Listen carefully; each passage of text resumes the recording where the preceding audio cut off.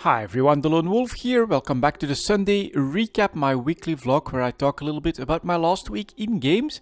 As always, we'll start with EVE Online, and I think I played around average EVE Online with a bit above average in the later part of the week. So at first it was just some regular EVE Online gameplay, keeping up with the blueprint copy business, doing a little bit of mining, doing my PI. But later on in the week my plan is starting to formulate for the expansion, and so I got started on making a blueprint copies for an M refinery, getting all the stuff together that I need for that, production as well of a couple of the first components. So that is going to be a process for the next 10 days or so that we have left up until the expansion. I'll basically be completely ready for that M refinery by the time that the expansion hits. I also still need to grab a couple of ships because I started my preparations in Iona for all of the new content like the resource wars, but I'm of course also going to want to do that in a Mars space since we are not going to move away from the Tal. I'll give you guys probably a video next week with all the details about my plans, but that's another process that I'm going to have to get started in the next few days as we head towards the expansion. So looking forward to all that. I am especially curious now when it comes to the forward operating bases from the pirates. That does sound like very interesting content that has a lot of potential for some cool stuff. So the way I understand that this will work is that there could be an FOB that spawns somewhere in the system, even in the Tal, in any high-sec system really, and it needs to be scanned down with combat probe scanners. So that's something that I'll need to get ready as well. It's not something that I regularly hold amongst the ships in my bases.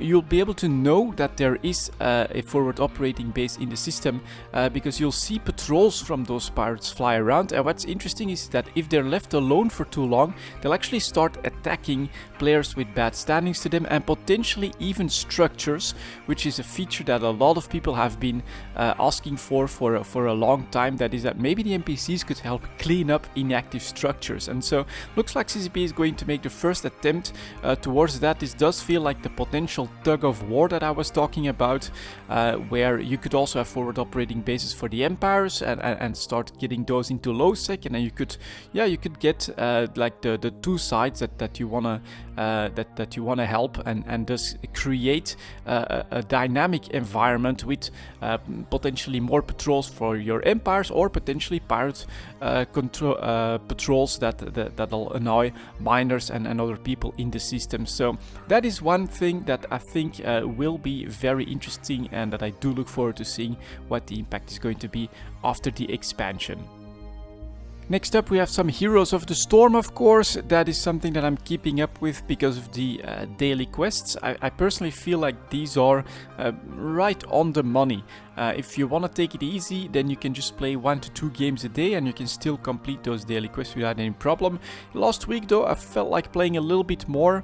I also played some games with different heroes just to test it all out a little bit, and so I've actually been able to keep completing the daily quests as they come in, which normally is a little bit more efficient because you do get to play 8 games a little bit more often, or win 3 games, and if you can manage that on the same day, get it back the next day, then you get slightly higher gold earnings. But overall it's actually been, well, pretty much in line with it being completely random. So play games with specialist heroes, play games with warrior heroes, StarCraft heroes, stuff like that is what you get most often. It's also what's easiest to complete because all it takes really is to grab a hero that fits the quest and play a couple of games with him. So it's been going decently well, I think. I've actually been winning a little bit more then I've been losing, and I'm just doing that in quick play. Just, you know, jump in the game, do your best, and sometimes you win, sometimes you lose.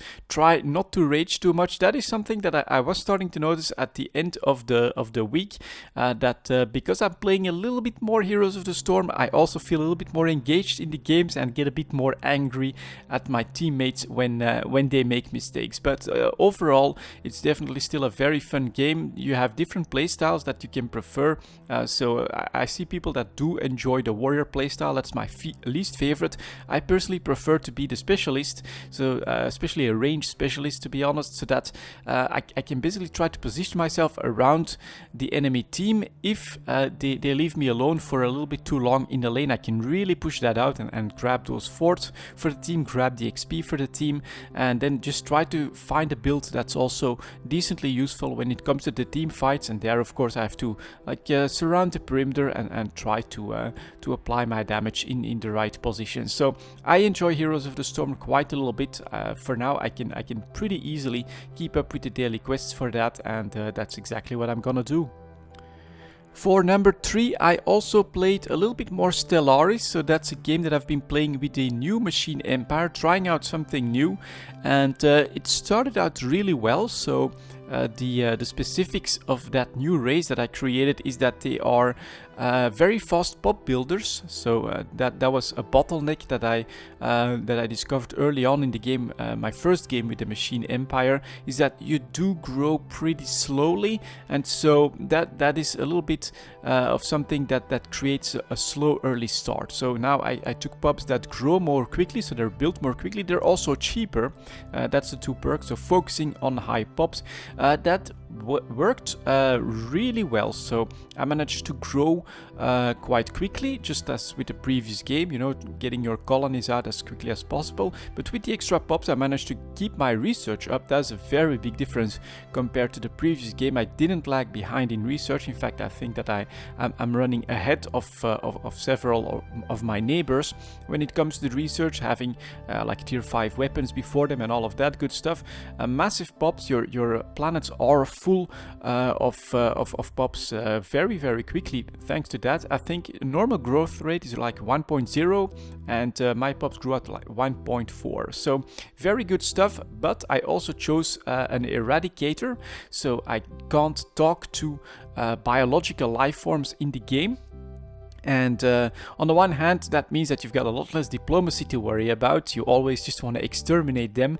On the other hand, the fallen empires that are biological, I'm not sure if non-biologicals exist, they absolutely hate me, and they crushed me a couple of times. So that is a dynamic that I've not seen before, and that is something that you have to worry about when you're an exterminator and you start to become a little bit larger.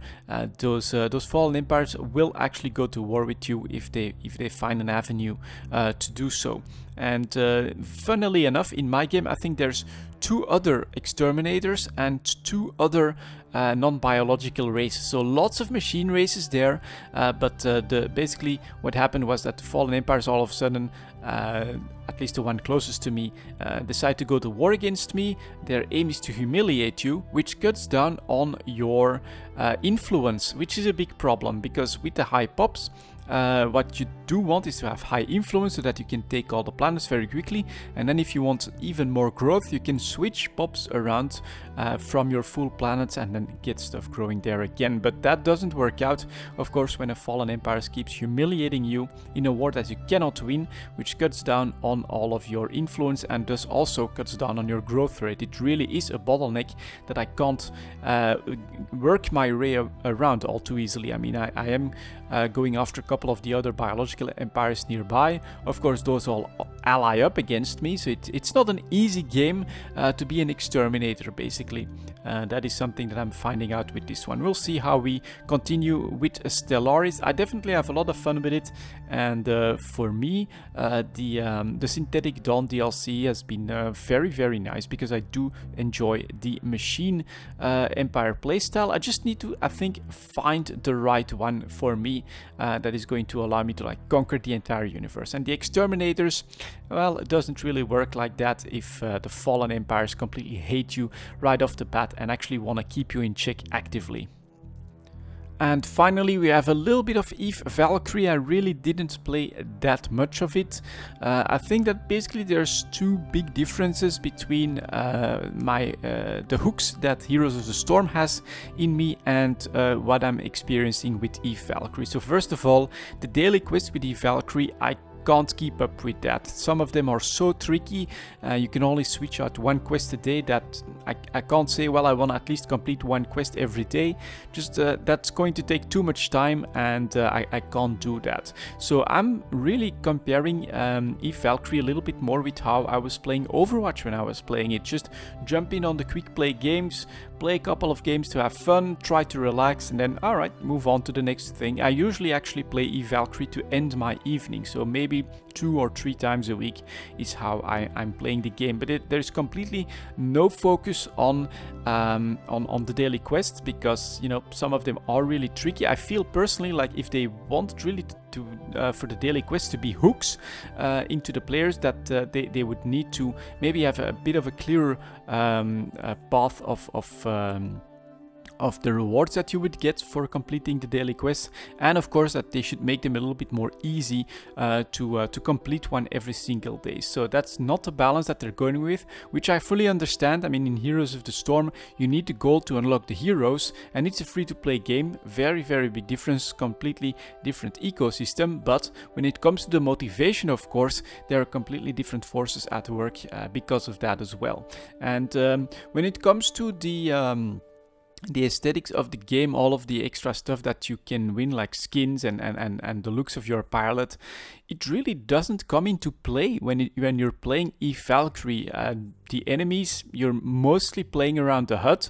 You don't really see the enemy ships all that much. You don't see your own ship, you don't see your own pilot except on some of the loading screens and things like that. So as a result, for me, that is completely unimportant. I can't really get excited about getting a specific skin for a specific ship, or getting a specific piece of gear to look differently. And so yeah, as a result, for Eve Valkyrie there is absolutely no reason for me to play the game outside of trying to have some fun matches. And that means that I usually play with my favorite ship, which is the Banshee, because it's basically a no skill ship. You don't really need to do lots of aiming with it, and yeah, I do enjoy that. It's like an off time little game that I play here and there just for the fun of it. So we'll have to keep an eye on the game, see if CCP decides to add more to it, or to add some different progression paths and things like that. But that's basically the state for me. Is just, alright, you know, I've got like an hour extra, let's jump into a little bit of Eve Valkyrie if I don't really know what to do on that specific moment. And that's going to be it for this week, guys. Thank you very much for watching, and I'll see you all next time.